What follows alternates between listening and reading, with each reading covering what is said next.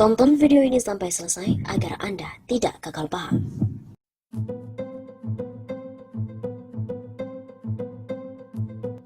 Utang Indonesia nyaris 6.000 triliun rupiah. Bank Indonesia mengumumkan posisi utang luar negeri atau ULN Indonesia pada akhir Mei 2020 sebesar 404,7 miliar US dollar atau sekitar 5.868 triliun rupiah dengan kurs 14.500 rupiah per US dollar.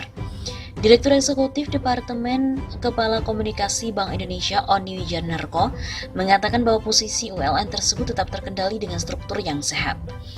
Utang tersebut terdiri dari ULN sektor publik, pemerintah dan bank sentral sebesar 194,9 miliar US dollar dan ULN sektor swasta termasuk BUMN sebesar 209,9 miliar US dollar. Jelas Oni dalam keterangan resmi pada hari Jumat 17 Juli. Dia juga mengatakan ULN Indonesia tersebut tumbuh 4,8% secara tahunan atau year on year, lebih tinggi dibandingkan dengan pertumbuhan pada April 2020 sebesar 2,9% secara tahunan. Perkembangan ULN tersebut dipengaruhi oleh transaksi penarikan neto ULN, baik utang luar negeri pemerintah maupun swasta. Selain itu, penguatan nilai tukar rupiah terhadap dolar Amerika Serikat juga berkontribusi pada peningkatan utang luar negeri berdenominasi rupiah. Begitu tambah Oni.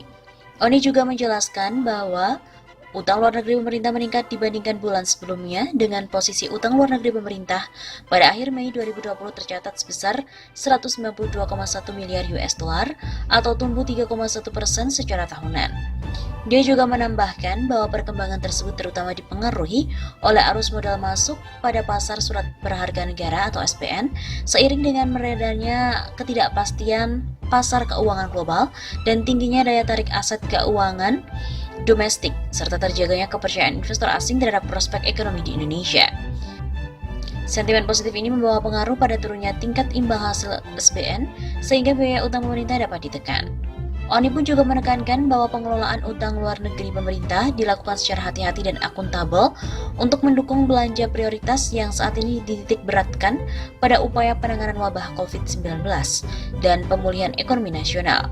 Sektor prioritas tersebut mencakup sektor jasa kesehatan dan kegiatan sosial sebesar 23,4% dari total utang luar negeri pemerintah, sektor konstruksi 16,4%, sektor jasa pendidikan 16,3%, sektor jasa keuangan dan asuransi 12,6%, serta sektor administrasi pemerintah, pertahanan dan jaminan sosial wajib sebesar 11,6%.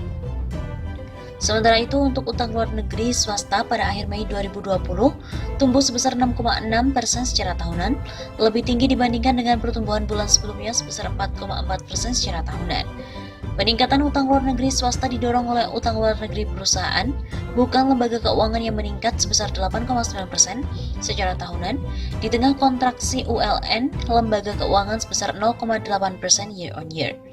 Beberapa sektor dengan pangsa utang luar negeri terbesar mencapai 77,3% dari total utang luar negeri swasta adalah sektor jasa keuangan dan asuransi, sektor pertambangan dan penggalian, sektor pengadaan listrik, gas, uap air panas dan udara dingin, dan juga sektor industri pengolahan. Oni juga mengatakan rasio utang luar negeri Indonesia terhadap produk domestik bruto atau PDB pada akhir Mei 2020 sebesar 36,6%, sedikit meningkat dibandingkan rasio pada bulan sebelumnya sebesar 36,2%. Meskipun meningkat, struktur utang luar negeri Indonesia tetap didominasi oleh utang luar negeri berjangka panjang dengan pangsa 89% dari total utang luar negeri.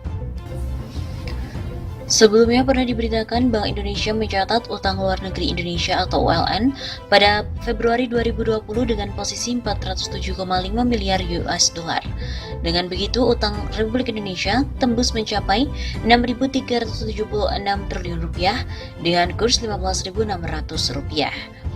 Utang sebesar 6.376 triliun itu terdiri dari utang luar negeri sektor publik, yaitu pemerintah dan bank sentral sebesar 203,3 miliar dolar US dollar dan utang luar negeri sektor swasta termasuk BUMN sebesar 204,2 miliar US dollar.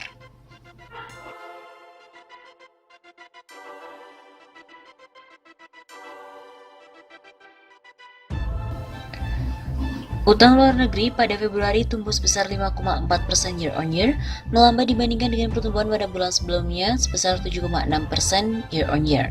Perkembangan tersebut terutama didorong oleh perlambatan utang luar negeri publik. Begitu keterangan Bank Indonesia pada hari Rabu 15 Maret yang lalu.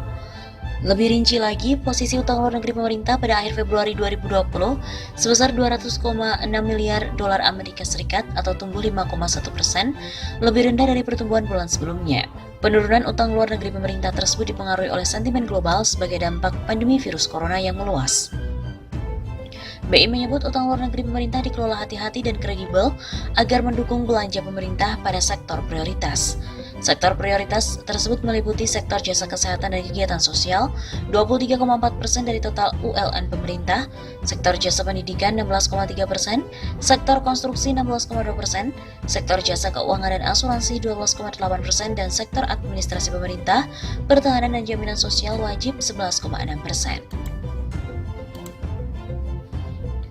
Akan tetapi, diberitakan lagi posisi utang Indonesia pada akhir Mei 2020 telah berada di angka 5.258,57 triliun rupiah.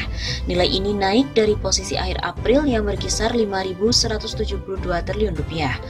Rasio utang per akhir Mei 2020 naik di angka 32,09% dari PDB dari bulan sebelumnya di angka 31,78%.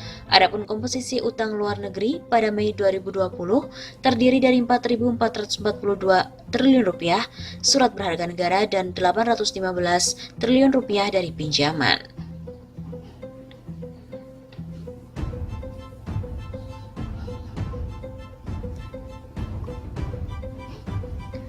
Jika dirinci lebih lanjut, ada SBN senilai 3.248 triliun rupiah dalam bentuk nilai tukar domestik yang terbagi menjadi 2.650 triliun rupiah surat utang negara atau SUN dan 597 triliun rupiah surat berharga syariah negara atau SBSN. Lalu 1.194 triliun rupiah berdenominasi falas dengan pembagian 970 triliun SUN dan 223 triliun rupiah SBSN. Komposisi pinjaman tersendiri dibagi menjadi 9,94 triliun pinjaman dalam negeri dan 805 triliun rupiah pinjaman luar negeri. Pinjaman luar negeri pun terdiri dari 316 triliun rupiah bilateral, 446 triliun rupiah multilateral, dan 42,35 triliun rupiah dari bank komersial.